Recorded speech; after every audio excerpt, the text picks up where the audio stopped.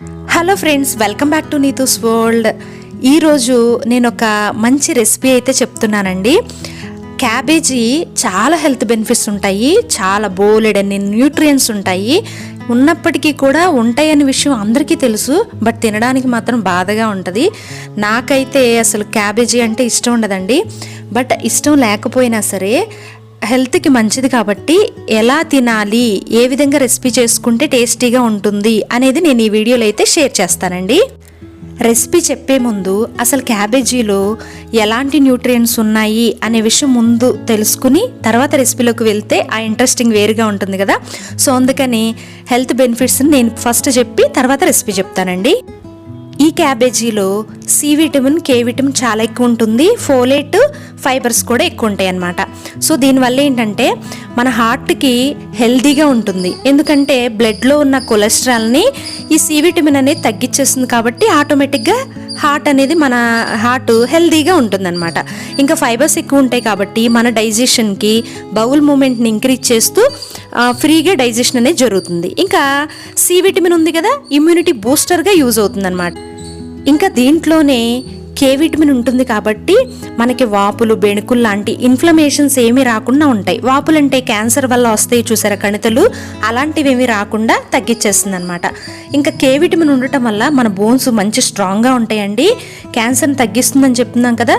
Next ఏంటంటే దీంట్లో fibre ఎక్కువ ఉండటం వల్ల కొంచెం తినంగానే చాలే, స్టమక్ ఫుల్ అయిపోయింది అనే ఫీలింగ్ వస్తుంది అనమాట.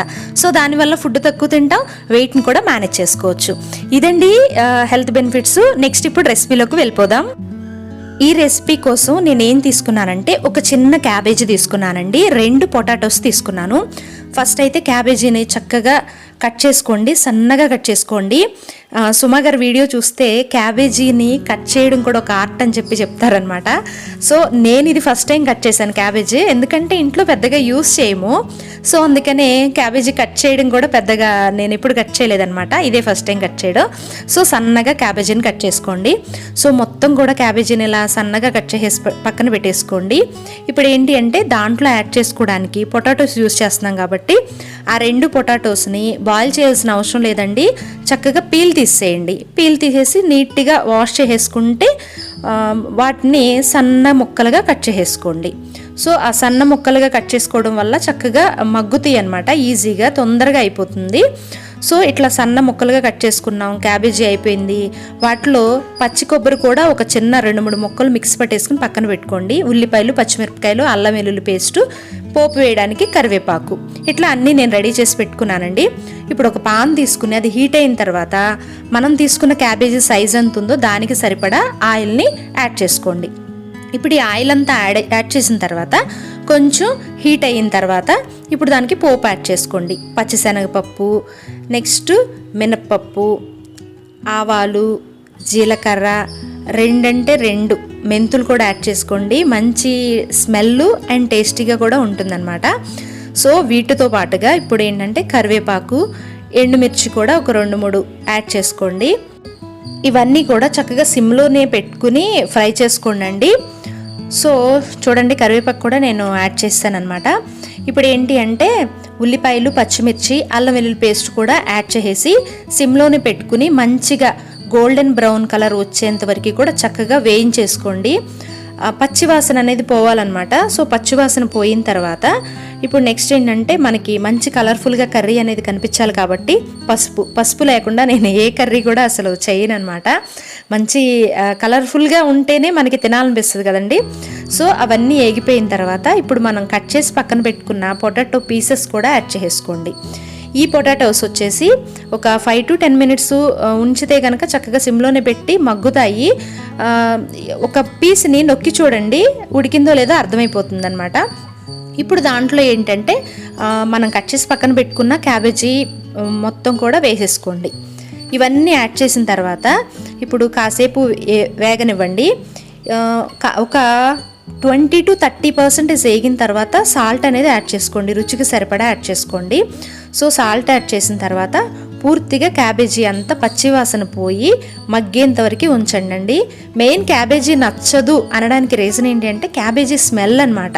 ఈ స్మెల్ వల్లే కదా సో ఈ క్యాబేజీ అంతా మగ్గిపోయిన తర్వాత ఇప్పుడు పచ్చి కొబ్బరిని మిక్స్ పెట్టుకున్నాం కదా, అది కూడా యాడ్ చేసేసుకోండి. సో పొటాటో, కొబ్బరి ఇవన్నీ యాడ్ చేయడం వల్ల మెయిన్ టేస్ట్ వచ్చేసి పొటాటో, కొబ్బరి డామినేట్ చేస్తుంది. సో క్యాబేజీ తిన్న ఫీలింగ్ ఉండదన్నమాట. ఇప్పుడు రుచికి సరిపడా కారం యాడ్ చేసుకోండి. నెక్స్ట్ ఈ కారం కూడా యాడ్ చేసిన తర్వాత ఉప్పు, కారం అన్నీ యాడ్ చేసాం. కొంచెం ధనియా పౌడరు, లవంగము, దాల్చిన చెక్క, ఈ పొడి మసాలా కూడా యాడ్ చేసుకోండి. ఇవన్నీ యాడ్ చేసిన తర్వాత ఒక 5 మినిట్స్ ఉంటే మన కర్రీ అనేది చక్కగా మగ్గిపోయి రెడీ అయిపోతుందండి. టేస్ట్ చాలా బాగుంటుంది.